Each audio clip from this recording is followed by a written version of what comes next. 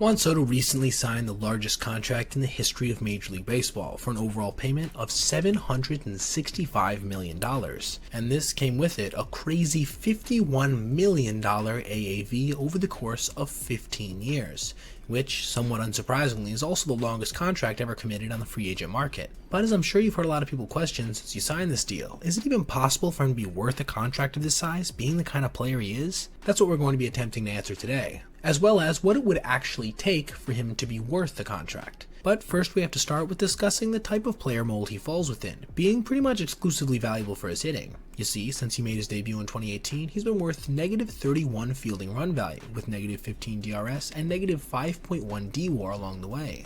Basically, no matter how you slice it, this guy can't really field well at this point, which I get is concerning for his long-term future as an outfielder, considering he's pretty much in his physical prime at 26, and as such is not likely to improve much from here, if at all. Furthermore, he's not a good base runner, with his -10 runner runs per StatCast since he made his debut, designating him as a far below average runner overall, with his mark of -3 in 2024 being tied for third worst in all of Major League Baseball. But we can't forget exactly how valuable his hitting has been, as in that same time, since his age 19 season, he's never had an on-base percentage below 400, has a career OPS plus of 160, over 200 home runs, and 304 batting runs per StatCast, which make his combined -41 fielding/runner runs seem pretty trivial. As everybody knows, he is a generationally good bat, especially considering how young he is currently. In fact, he might even be the best bet we have for an active player to reach the 700 home run threshold, even if the chances do seem fairly slim.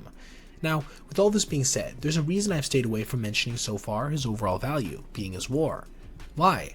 Because this is the best way we have to evaluate a player's objective worth as of now, and also gives us our best way of estimating exactly how much production they would have to have in order to be worth whatever number of committed money they are currently owed. So, first of all, I want to note that the generally accepted price per one win above replacement created for a free agent is estimated to be between $6 and $10 million according to various sources in the MLB valuation circles as of the prior completed offseason. As such, I'm going to consider one WAR to be, at this time, worth about $8 million.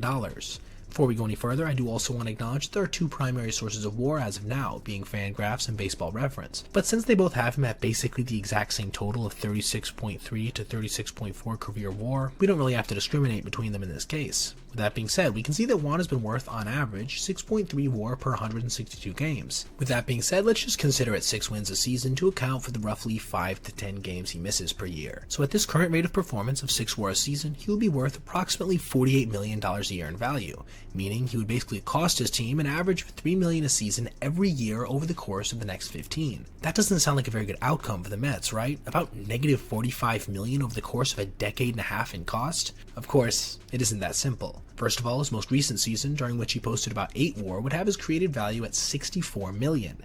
Now we're in profitable territory.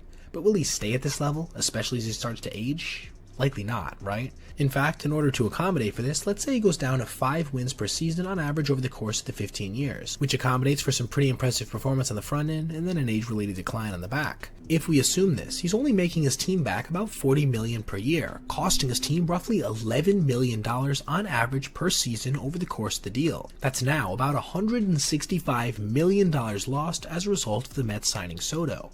So, basically, unless he balls out like he did in 2024, the entire length of the contract, or at least close to it, it just simply won't be worth it, right? Due to the nature of how contracts work in sports, this isn't true either. Why?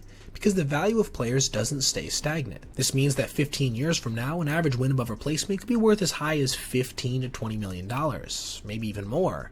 This is actually a huge part of the reason owners will sign players to long-term deals if they're confident they can return any real notable amount of value in the later years of their contract. Because when Juan Soto was 38, his $51 million probably won't even be in the top 5 in MLB at that point. But this still doesn't answer the question.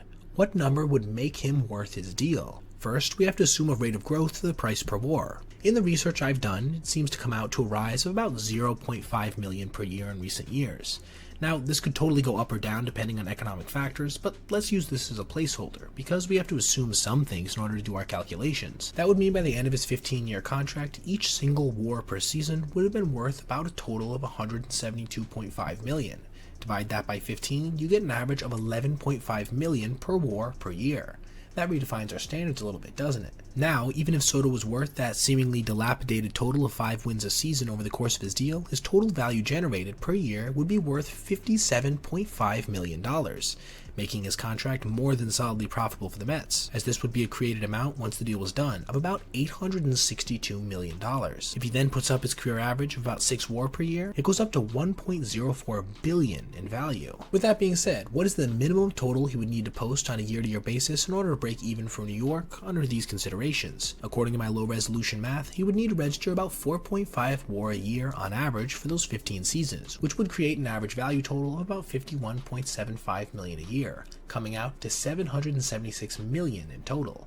Again, these are incomplete, imperfect calculations, but they're the best I could come up with given my research on the topic, and do provide a pretty tangible world in which Soto could be a good investment for the Mets, even if I don't think Steve Cohen really cares one way or another as long as they win. This certainly isn't a given either that Soto will return at least this level of performance. 4.5 WAR in a season is all-star level according to Fangraphs, and expecting that level of production over that long of a period could easily end badly. For example, Hall of Famers Albert Pujols and Miguel Cabrera, in a combined 18 years worth of contracts in the second half of their careers, only managed to be worth more than 4 WAR in a season 2 times, once apiece. With that being said, I certainly wouldn't put it past him either, especially considering he could very well throw up 8 WAR a year for the next 5 seasons to pad out the average for his later years. So, what do you guys think? Do you think this contract is going to age well for the Mets? And if I overlooked calculating anything major in terms of the numbers available, please feel free to point it out in the comments as well. Now, thank you so much for watching, and have a great rest of your day.